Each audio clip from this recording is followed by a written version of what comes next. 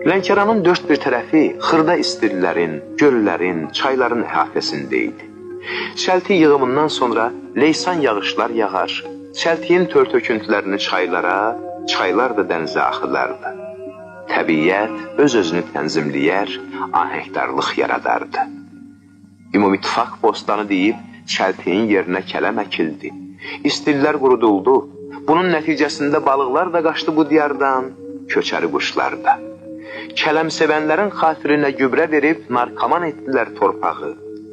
Vaxtı ilə bu yer bataqlıqdı. Balığı bol, Murdov bataqlığı. Bu bataqlığı da qurutdular. Lənkəranın mikroiqlimi dəyişdi. Talış meşələri qurumağa başladı.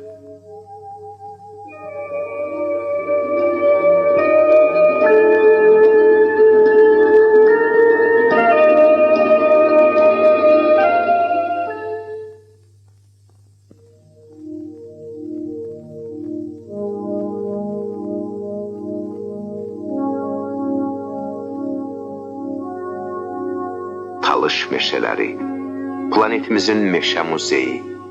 Bu meşələr yaşına görə dünyanın ən qədimidir.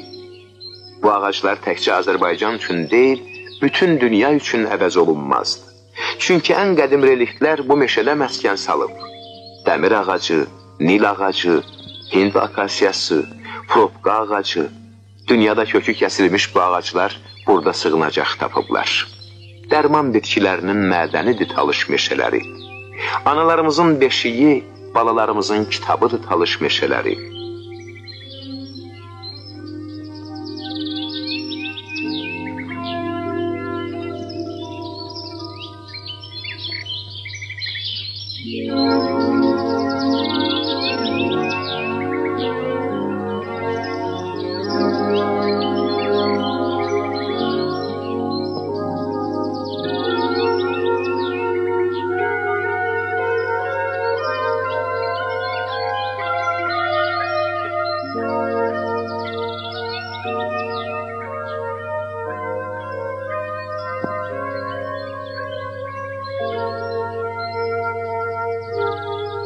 Bu ormanlığa Azərbaycanın əczaxanası da demək olar.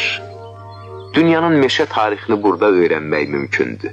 Çünki talış meşələri yer kürəsinin buzlaşma dövründən salamat çıxmış yeganə yadigarıdır. Azərbaycanın ciyəri sayılan bu meşələr də təhlükədədir. Meşə təsərrüfatı işçisi Teyyub Axundov.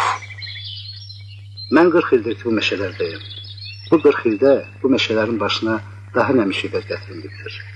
Bir misal deyim sizə, 1913-cü ildə talış meşələrinin sahəsi 42 min hektar idi. Amma indi 27 min hektar qalıb. Hamısı məhv olub gedib. Soruşa bilərsiniz, bunun səbəbi nədir? Səbəbi vaqeidlik, bilganəlik. Daha doğrusu zorbalıq. Yuxarıda oturub kör-körana torpağın da, meşənin də, insanların da taleyi ilə oynayanların günahı. Elmə təcrübəyə əsaslanmayan qərarlar.